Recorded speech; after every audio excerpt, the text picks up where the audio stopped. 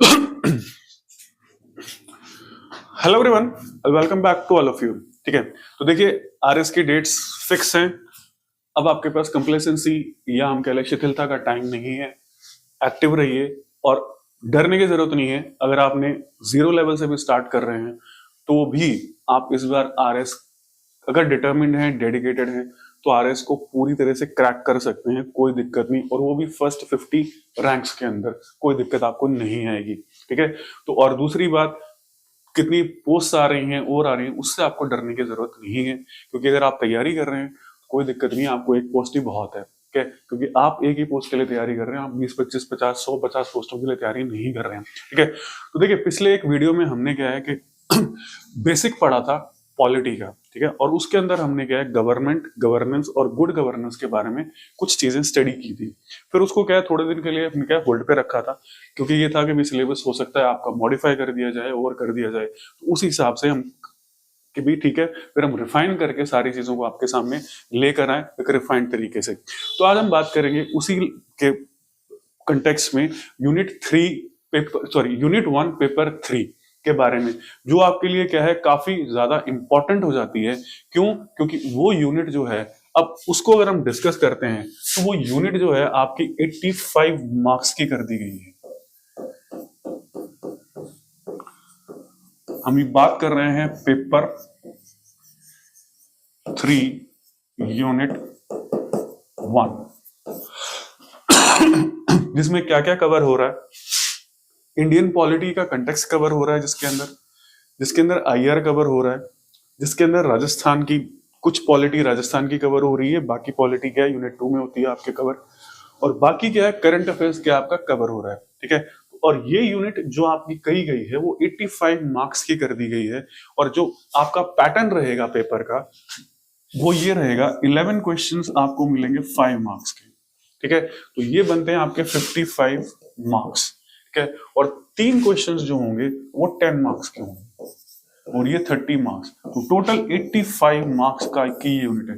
यानी अगर आप तीनों पेपर्स को कवर करें, ठीक है, तो सबसे ज्यादा अगर वेटेज किसी यूनिट का है तो इसी का है। 85 मार्क्स की क्या है यूनिट है। और ये जो पोर्शन है ये आपके लिए काफी इंपॉर्टेंट हो जाता है, क्योंकि अगर आप इसमें अच्छे से लिखते हैं और कॉन्सेप्ट को लिखते हैं और क्लैरिफाई करते हैं तो यहां पर क्या है कि अराउंड अबाउट 30 मार्क्स आप स्कोर कर सकते हैं। ठीक है, 30 मार्क्स क्या है आप आसानी से स्कोर कर सकते हैं। हम आसानी की बात कर रहे हैं, 30 मार्क्स आप क्या कर सकते हैं आसानी से स्कोर कर सकते हैं। और यहां भी क्या है आप 15 प्लस ला सकते हैं। मींस हम ये कह सकते हैं कि जो थर्ड पेपर है आपका वो अब इतना स्कोरिंग हो गया है कि 100 और 120 के बीच में मार्क्स लाना आपके लिए इजी हो गया है। ठीक है, मुश्किल नहीं है, बस आपको अपने कॉन्सेप्ट को क्लैरिफाई करना है और उसको क्या है बिल्कुल एग्जाम ओरिएंटेड करना है। ठीक है, अब दूसरी चीज यहां आ जाती है कि सिलेबस में कुछ चेंज हुआ है या नहीं हुआ है। तो मैं आपको क्लियर कट बता दूं कि सिलेबस में मोटे तौर पे अगर हम कहें तो चेंज नहीं है। ठीक है, अगर हम सिलेबस की बात करें तो चेंज नहीं हुआ है।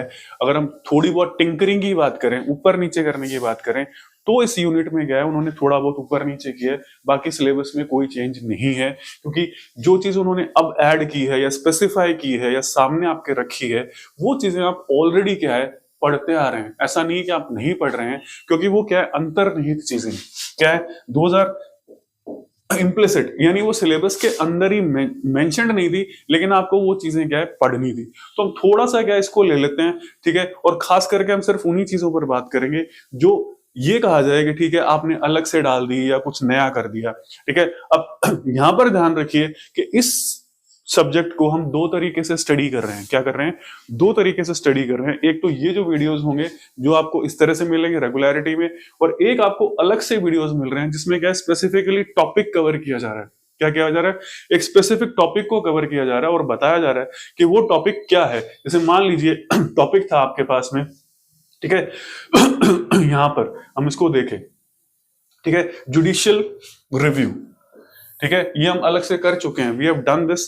जुडिशियल एक्टिविज्म, ये भी क्या है हम अलग से कर चुके हैं। ठीक है, और फेडरलिज्म, एज अ कॉन्सेप्ट हम अलग से क्या कर चुके हैं, ऑलरेडी पढ़ चुके हैं, इसके वीडियोस आपके पास अवेलेबल है, आप उसको अच्छी तरीके से देख सकते हैं, एक एक चीज को थ्रेडबेयर तरीके से बिल्कुल आपको लेमन से लेके एडवांस लेवल तक क्या है किया कब समझाया गया है कि ये चीजें एक्चुअली होती क्या है। अब मैं जैसे मैंने कहा कि सिलेबस में ज्यादा चेंज नहीं है तो उसको हम कवर कर लेते हैं, ठीक है। जैसे कॉन्स्टिट्यूएंट असेंबली, ये आपने पहले भी पढ़ रहे थे, इन्फ्लुएंसेस क्या थे, फिलोसॉफिकल बेसिस क्या थे, ठीक है, यानी जो दार्शनिक सिद्धांत या दार्शनिक आधार क्या थे, फिर फंडामेंटल राइट्स आपको पता, आप जानते हैं, directive principles of state policy and fundamental duties, ये आपको पढ़नी है। बेसिक स्ट्रक्चर डॉक्ट्राइन, ठीक है, ये आप पढ़ते हैं। जब हम आप जुडिशियल रिव्यू के अंदर बात करते हैं, क्या करते हैं, जुडिशियल रिव्यू की बात करते हैं तो बेसिक स्ट्रक्चर डॉक्ट्राइन को पढ़ते हैं। अमेंडमेंट प्रोसेस आप वैसे पढ़ रहे हैं, ठीक है। और एंड मेजर कॉन्स्टिट्यूशनल चेंजेस, ठीक है, मेजर कॉन्स्टिट्यूशनल चेंजेस का मतलब क्या है, एक तो क्या है जो कॉन्स्टिट्यूशन में पहले ही चेंज कर दिए गए, क्या कॉन्स्टिट्यूशन में क्या पहले ही चेंज कर दिए गए, और जो अब प्रोस्पेक्टिव चेंजेस हैं या लेटेस्ट में जो चेंजेस हो रहे हैं वो आपको करंट में करने ही करने, वो आपको क्या करंट में आपको करने ही करने हैं, ये नहीं कि मना, ये नहीं कह सकते, आपको करने नहीं है। और ये चीज यहाँ दी है, रिसेंट कॉन्स्टिट्यूशनल डेवलपमेंट्स, ठीक है, रिसेंट में जो कॉन्स्टिट्यूशनल डेवलपमेंट्स हो रहे हैं वो आपको करने हैं। अभी कॉन्स्टिट्यूशन में कौन क्या चेंजेस आ रहे हैं या कोई चेंज किया जा रहा है नहीं किया जा रहा है, तो वो चीज होगी। फिर आपके पास आती है कॉन्स्टिट्यूशन मोरालिटी, ठीक है।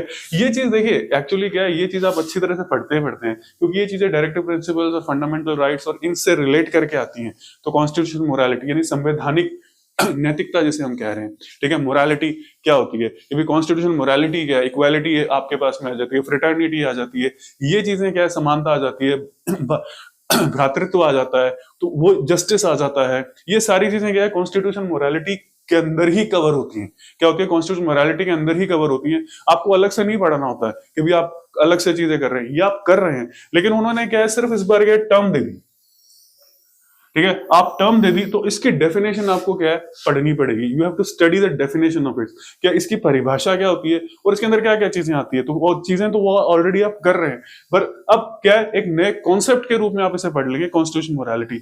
यही चीज क्या है ट्रांसफॉर्मेटिव कॉन्स्टिट्यूशनलिज्म में आती है, जिसको हम कहते हैं रूपांतरकारी, ठीक है। क्या कह रहे हैं, रूपांतरकारी यानी जो चेंज हो रहा है, संविधानवाद, ये क्या है आपके पास में कॉन्स्टिट्यूशनलिज्म, जिसको क्या कहते थे हम संविधानवाद, यानी कोई सरकार क्या है संविधान के अनुसार चल रही है, government is being run as per the constitution, अपनी मर्जी से काम नहीं कर रही है, उसके ऊपर क्या रिस्ट्रिक्शंस लगी हुई हैं कि आपको इतना, आपके पास इतनी ही पावर है, इतने ही राइट्स हैं और इतना ही आप क्या कर सकते हैं, अपने आप को स्ट्रेच कर सकते हैं और कर सकते हैं, उससे ऊपर जाएंगे तो फिर आप क्या कॉन्स्टिट्यूशन का वायलेशन करेंगे।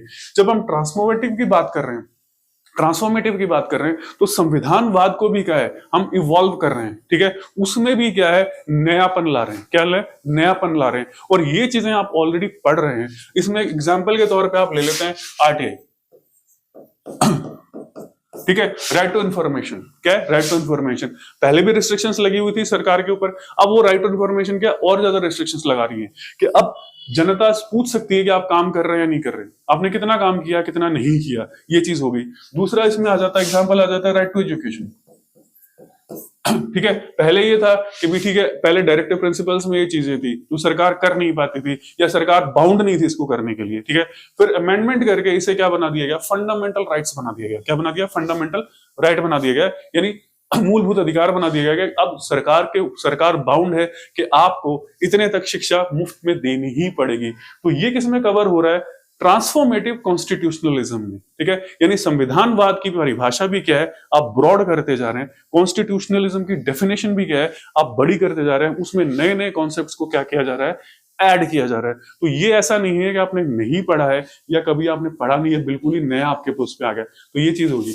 अब दूसरे में चलते हैं हम, ठीक है, institutional framework and governance mechanisms, ठीक है, इंस्टीट्यूशनल फ्रेमवर्क का मतलब है जो इंस्टीट्यूशंस यानी जो आपने इंस्टीट्यूशंस खड़े कर रखे हैं, ठीक है, यानी काम करने के लिए वो संविधान से कैसे आ रहे हैं, किस तरह से क्या है संविधान अब जो होगा जनता पे लागू किया जाएगा, यार जनता के काम कैसे किए जाएंगे, इसको आप क्या कह रहे हैं इंस्टीट्यूशनल फ्रेमवर्क्स कह रहे हैं। अब इसके अंदर आपने प्रेसिडेंट पढ़ा हुआ है, ठीक है, अब वाइस प्रेसिडेंट पढ़ चुके हैं, प्राइम मिनिस्टर पढ़ चुके हैं, जो प्रधानमंत्री हैं, काउंसिल ऑफ मिनिस्टर्स आपने पढ़ा है, पार्लियामेंट पढ़ा है, ठीक है, इमर्जिंग ट्रेंड्स इन फेडरलिज्म ये भी क्या है आप पढ़ रहे हैं, जिसका स्टार्क एग्जांपल क्या है गवर्नेंस इश्यू हो जाता है,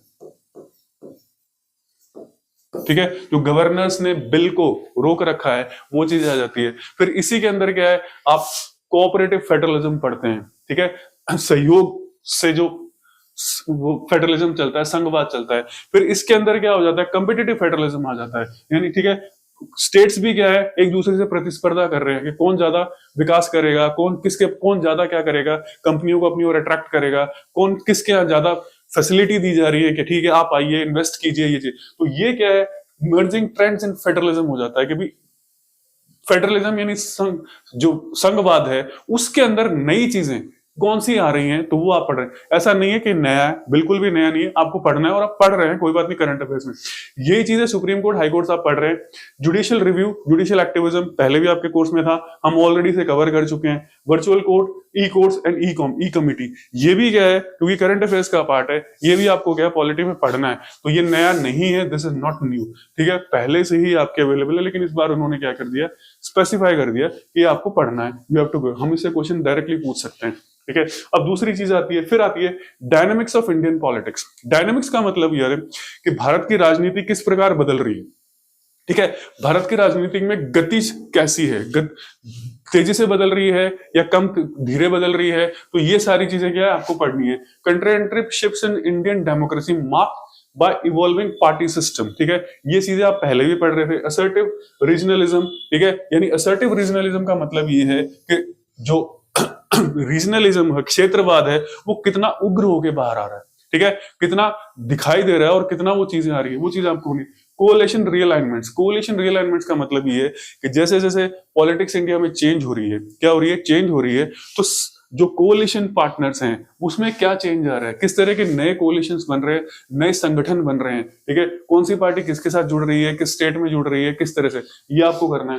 फिर shift from identity based politics to issue driven and inclusive politics with increasing gender participation, ठीक है, यहां पर क्या है, आइडेंटिटी बेस्ड का मतलब ये है, ठीक है, आइडेंटिटी बेस्ड का मतलब ये है कि कोई स्पेसिफिक आइडेंटिटी होगी, ठीक है, कोई नेता हो गया या कोई और आइडेंटिटी होगी, उस पे बेस जो पॉलिटिक्स थी उससे हटकर इश्यू ड्रिवन यानी मुद्दों पर आधारित और इंक्लूसिव पॉलिटिक्स का मतलब ये हो रहा है कि जो पॉलिटिक्स में पहले जिनको हिस्सा नहीं मिल रहा था, ठीक है, किसी भी कारण से, उनको आज हिस्सा मिल रहा है या नहीं मिल रहा, और खास तौर पे जेंडर पार्टिसिपेशन का मतलब महिलाओं को जो पहले हक नहीं मिल रहा था वो आज मिल रहा है या नहीं मिल रहा है। इसका स्टार्क एग्जांपल जो, ठीक है, जो संविधान संशोधन बिल पास किया गया है जिसमें 1/3 पार्लियामेंट में और 1/3 क्या है राज्यों की विधानसभाओं में क्या है उनको हक दिया जाएगा कि भी ठीक है महिलाएं ही आएंगी, ठीक है। इसी तरीके से सोशल पॉलिटिकल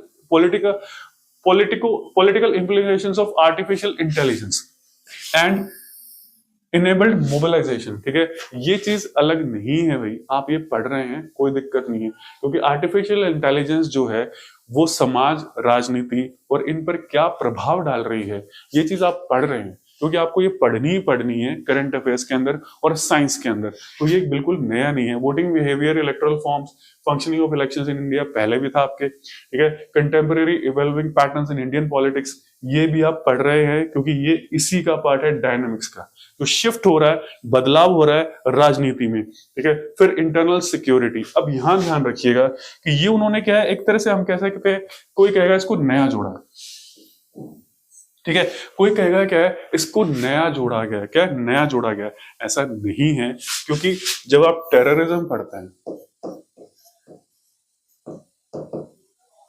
ठीक है, जब आप टेररिज्म पढ़ते हैं, ठीक है, जब आप आतंकवाद पढ़ते हैं और पढ़ते हैं, तो उसमें क्या है, आप क्राइम ही पढ़ रहे हैं,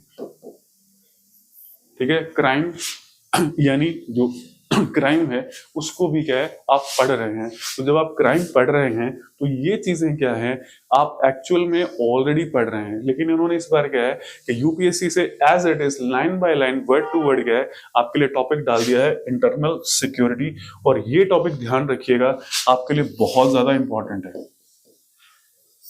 क्लियर है, बहुत ज्यादा इंपॉर्टेंट है, और इस पे से एक या दो क्वेश्चन आप मानकर चलिए कि 100% आएंगे यहां से, क्योंकि ये करंट अफेयर्स में काफी इंपॉर्टेंट हो जाता है, ठीक है। तो ये चीजें नया कुछ नहीं है, there is nothing new in it, तो डरने की जरूरत नहीं है कि बहुत ज्यादा सिलेबस नया डाल दिया, कुछ भी नया नहीं है, ठीक है। फिर हम चलते हैं स्टेट पॉलिटिक्स पे। स्टेट पॉलिटिक्स आपके पास में वही चीजें आ जाती है, ये पहले भी आपके था, अब भी आपके पास है। Patterns of political participation leader in electoral behaviour, role of political parties in constitution states, Panchayati Raj, urban self, ये आप पहले ही पढ़ते हैं, ठीक है। New dynamics and challenges in Rajasthan politics, framing of public policy in Rajasthan process और मेजर ई गवर्नेंस इनिशिएटिव्स, ये सारी चीजें क्या है आपको करंट में करनी है, क्या है आपको करंट में क्या है करनी है सारी चीजें, तो आप करंट से करते आ रहे हैं। तो करंट में आप जब आप कर रहे हैं तो नया कुछ भी नहीं है, there is nothing new in it. अब हम बात कर लेते हैं आईआर इंटरनेशनल रिलेशंस। देखिए आईआर और इंटरनेशनल रिलेशंस में आप नया कुछ भी नहीं बोल सकते, क्लियर है। जब आईआर का नाम आ गया, इंटरनेशनल रिलेशंस का नाम आ गया, ठीक है, और यहां पर क्या है एक वर्ड आपका जुड़ गया, करंट अफेयर्स।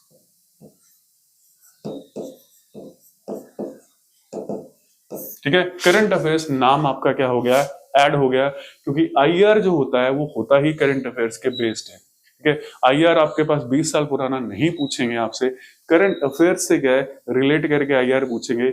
इनका सिर्फ आपको बेस लेना है, जो भी चीजें आपको दे रखी हैं। बेस का मतलब कब शुरू हुए, कितने मेंबर्स हैं और हैं, लेकिन जो भी आपको दे रखा है वट एवर इट इज, ठीक है, चाहे वो कोई भी हो, चाहे ऑकस हो, दक्षिण हो, I2U2 हो, क्वाड हो, जी हो, मिशन लाइफ हो, वट एवर इट इज हो, आई ये आपके पास में आईएस से आ जाता है। ठीक है, इंटरनेशनल सोलर अलायंस, ठीक है, अंतरराष्ट्रीय सौर संगठन जो अलायंस है, गठबंधन है, ठीक है। इसके लिए एक इंपॉर्टेंट चीज आ जाती है कि यूएस ने क्या है लेटेस्ट में इसे छोड़ दिया है, ठीक है, मेंबरशिप मतलब उससे हट गया है कि अब हम इसका पार्ट नहीं होंगे। तो ये इंपॉर्टेंट हो जाता है किस बेसिस पे, करंट के बेसिस पे। तो ये सारी चीजें क्या है करंट में आपके लिए मूव करेंगी, और करंट से ही इन चीजों को करना है। बेस सिर्फ इतना रखना है कि यहाँ पर बेस ये है कि G20 बना कब था, मेंबर्स कितने हैं, ठीक है, और ये 20 से ज्यादा हो गए हैं। आप ध्यान रखिएगा कि मेंबर्स 20 से भी क्या है ज्यादा हो चुके हैं, ठीक है। तो ये आ जाता है क्योंकि इसमें क्या है अफ्रीकन यूनियन को क्या है शामिल कर लिया गया है, तो मेंबर बढ़ गए। तो इसी तरीके से ब्रिक्स, आसियान, क्वाड, और ये चीजें नया कुछ भी नहीं है, ये चीजें आपको पहले भी करनी थी और आज भी क्या है आप आगे वाले एग्जाम में भी आपको करनी पड़ेगी, ठीक है। यहां पर क्या है जो करंट अफेयर्स की बात हम करेंगे, यहां पर इन्होंने क्या है कुछ स्पेसिफाइड चीजें डाल दी हैं, ठीक है, कुछ स्पेसिफाइड चीजें इन्होंने डाल दी हैं। वो ये थी कि ये जो दो चीजें थी आपकी, ठीक है, ये एक अलग यूनिट में आया करती थी आपके पास, ठीक है, ये क्या है एक अलग यूनिट में आया करती थी। उस यूनिट को हटाकर इन्होंने वो चीजें क्या है करंट अफेयर्स में ऐड कर दी है। बाकी सारे का सारा करंट अफेयर्स आपको वैसे का वैसे करना है, अलग से कुछ भी नहीं करना है कि आपको नया करना है, क्योंकि करंट अफेयर्स आप वैसे ही कर रहे हैं। तो ये चीजें आपको यहाँ करनी है। बस यहाँ पर क्या है कि ये yoga for health, role of yoga, health, wellness and stress management. अब अगर यहाँ पे वो आसन वगैरह पूछते हैं, ठीक है, तो वो क्या है थोड़ा सा टिपिकल या कॉम्प्लिकेटेड हो जाएगा, ठीक है, उन्हें ना पूछे तो ज्यादा बढ़िया है। इसको सिर्फ क्या है करंट इवेंट से रखें, और खास करके सिर्फ कहां तक रखें कि हेल्थ से रिलेट करके, मतलब कॉन्सेप्ट बेस्ड पूछे। फैक्चुअल अगर वो पूछते हैं, ठीक है, आसन पूछ लिया और पूछ लिया तो वहां पर थोड़ी गड़बड़ हो सकती है। बट रिक्वेस्ट आरबीएससी से यही रहेगी कि अपने फ्रेमिंग क्वेश्चन को करते वक्त सिर्फ इनके कॉन्सेप्चुअल लेवल पे बात करें, ठीक है। तो कॉन्सेप्ट सिस्टम है वहीं पर क्या है इनको ध्यान दें। तो ये ऐसा नहीं कि आपसे 5 आसन एक एक क्वेश्चन में पूछ लिए तो वहां पर क्या आपका क्वेश्चन आपको दिक्कत आ सकती है, क्योंकि वो रटना थोड़ा सा क्या मुश्किल हो जाता है, ठीक है। बेस पर आपको करना तो पड़ेगा ही, you have to do yoga, तो बेसिस आपको करना है। ऐसा कुछ नहीं है कि नया इसमें कुछ जोड़ा गया है, ऑलरेडी आपके एग्जाम में था, सिलेबस में था, सारी चीजें थी। तो ये आज का क्या है थोड़ा सा डिस्कशन करना था इस वीडियो के लिए। तो यहाँ पर ध्यान रखिएगा, जैसे मैंने आपको पहले ही बता दिया, आई ऑलरेडी टोल्ड यू, ठीक है, आई ऑलरेडी टोल्ड यू कि इसकी इंपॉर्टेंस कितनी है।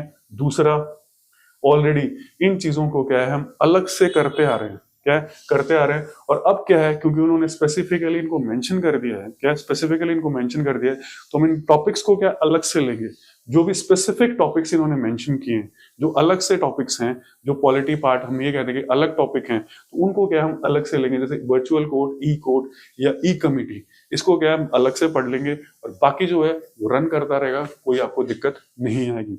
अब किसी भी तरह की आपको प्रॉब्लम हो, कोई सजेशन हो, व्हाटएवर इट इज, तो आप ये सजेशन क्या कर सकते हैं, व्हाट्सएप करके भी भेज सकते हैं, जिसका लिंक, फोन नंबर का लिंक आपको डिस्क्रिप्शन में मिल जाएगा, या आप क्या कर सकते हैं, कमेंट करके क्या कर सकते हैं, अपने सजेशन को दे सकते हैं। ठीक है, तो ये चीज रहेगी, ध्यान रखिएगा, डरने की बिल्कुल भी जरूरत नहीं है।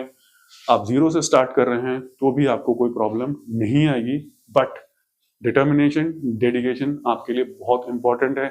और एक वीडियो आपके लिए दिया गया है कि 3 महीने में आप प्री को कैसे क्रैक कर सकते हैं, फ्रॉम जीरो लेवल, आपने कुछ नहीं पढ़ा है तो भी आप प्री को कैसे क्रैक कर सकते हैं, तो वो चीज रहेगी। ठीक है, तो आज के वीडियो में इतना ही। अब नेक्स्ट वीडियो में क्या है, हम इसको थोड़ा सा क्या है, एडवांस लेवल पे पढ़ना शुरू करेंगे, जहां से हमने छोड़ा था उस एडवांस लेवल पे क्या है, इसे कवर करना शुरू करेंगे।